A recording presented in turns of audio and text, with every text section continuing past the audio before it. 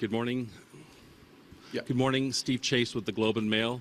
We have a story today in the paper about India's efforts to meddle in the last Conservative leadership race. Now, your predecessor had asked Pierre Poilievre to get a security clearance so he could obtain briefings about threats. You, of course, have obtained a security clearance. You've been briefed. And that brings me to my question. Just before the election, you removed a three-term Liberal candidate from the riding of Nepean, Chandra Arya. That's a very serious decision and a very drastic decision. You've been briefed. Can you tell us why this was necessary, and did it have something to do with his close relations with the Modi government in India? Thank you for your question, Steve. Let me say a few things. The first is that I find it beyond baffling. I find it downright irresponsible that the leader of the opposition, day after day, month after month, year after year, refuses to obtain his security clearance.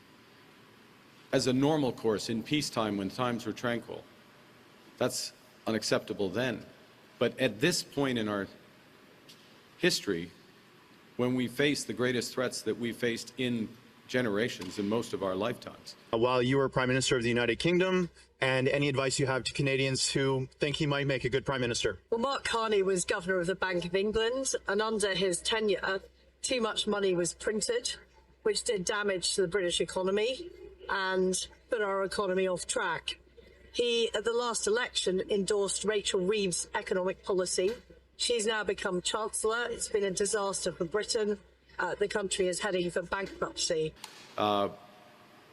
He has to answer for that.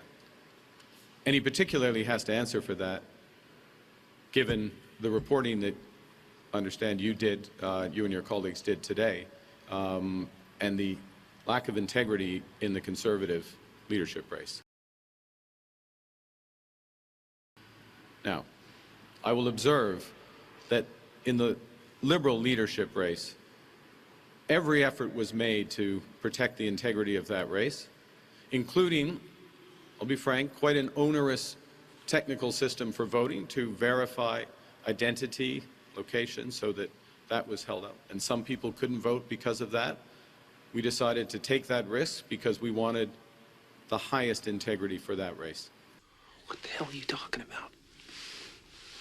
As part of that process, of course, there were reviews of candidates and suitability, myself included, appropriately. Certain information came to light. I'm not privy to the exact information. It's a separate process. Certain candidates were disqualified from that race.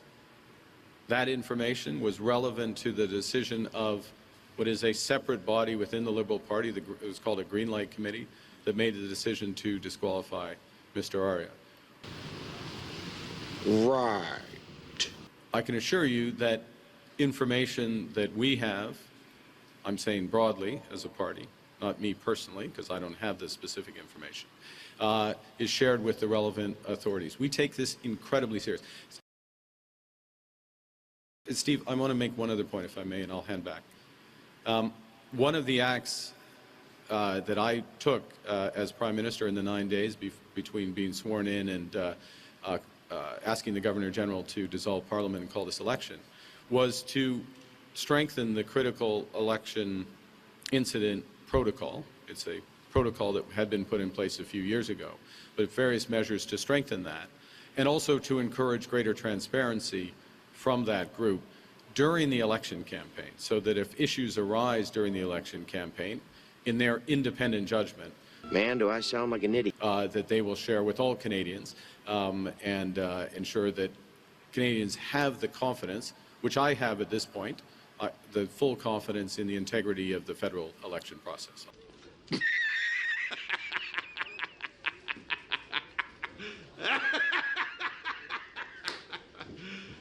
You serious?